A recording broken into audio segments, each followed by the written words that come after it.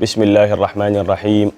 Wassalatu wassalamu ala Rasulillah wa ala alihi wa sahbihi wa man wala wa ba'd. Barkanmu da shan ruwa, fatan mun sha ruwa lafiya. Allah ya karbi ibadunmu baki daya. Wato a irin wannan wata mai albarka, sadaka tana da amfani kuma aiki ne babba mai lada a cikinsa.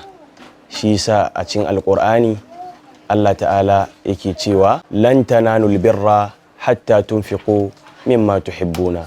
Ba za ku taɓa kaiwa makurar aikin alkhairi ba har sai kun bayar da abin da kuke so.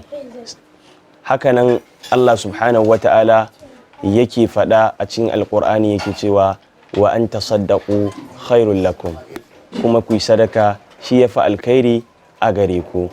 Shi sa manzon Allah sallallahu alaihi wasallam a cikin hadisi ya kwadaitar da mu akan sadaka, sai yake ce mana was-sadaqatu tutfi'ul khati'a kama yutfi'un ma'un nar.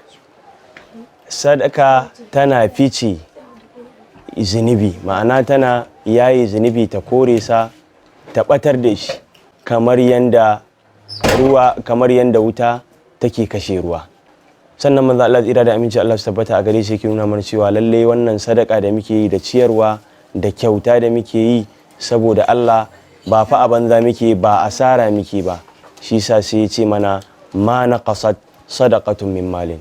Sadaka ba ta tauye dukiya. Haka nan ma asali mai sadaka shine Allah yake azurtawa, yake yalwata arzikin sa.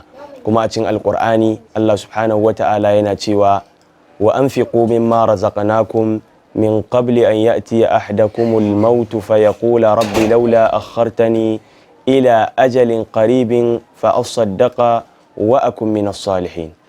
Ku ciyar daga abin da muka azurta ku da shi tun kafin mutuwa ta zo wa ɗayanku.